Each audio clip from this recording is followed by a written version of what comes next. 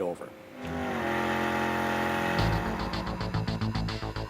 This portion of Dream Car Garage is brought to you by XV Motorsports, engineering modern supercars from classic muscle cars.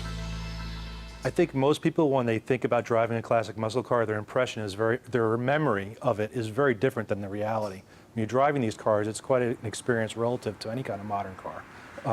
The handling is nothing, like a modern car is at all. We tested the two engineering mule cars, the GTX and the Cuda, at Dunnville Autodrome using the TrackMate data acquisition system, GPS-based, so that we could record cornering speeds, lateral Gs, braking Gs, acceleration, all those things. Driving a 71 Cuda here, and the first thing that you realize is how much body roll this car has. It's unbelievable.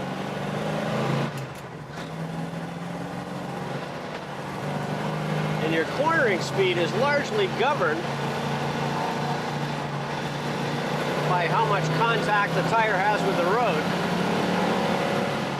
The manual steering requires a lot of turns to make anything happen. And the manual brakes, well, that's a whole other story. There aren't really any brakes in this car. It's got drums in all four corners.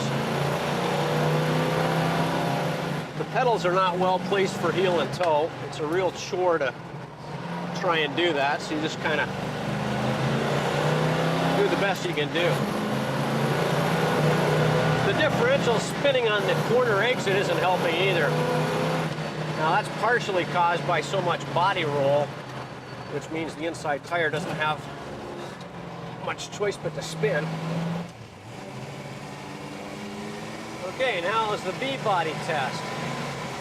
This ought to be interesting. This car looks a lot bigger. Whether or not it feels a lot bigger on the track, we'll have to see. You know, as big as this GTX is, it's not that bad. Not as bad as I thought it would be anyway. There's a lot of body roll still, although it doesn't feel as bad, to be honest, as the E-body did for whatever reason. The brakes are better. That helps a little bit too.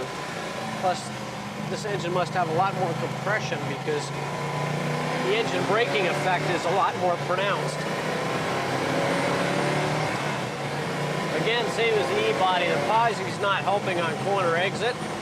Combined with excessive body roll, it's making it difficult to get the power down on corner exit. The Curve Grande here, you really notice how hard that left front tire is working with the additional bulk of this particular car. Starting at Dunnville for the baseline test at the Autodrome was just the beginning.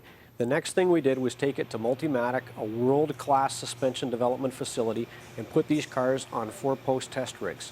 To my knowledge, this has never been done on any muscle car.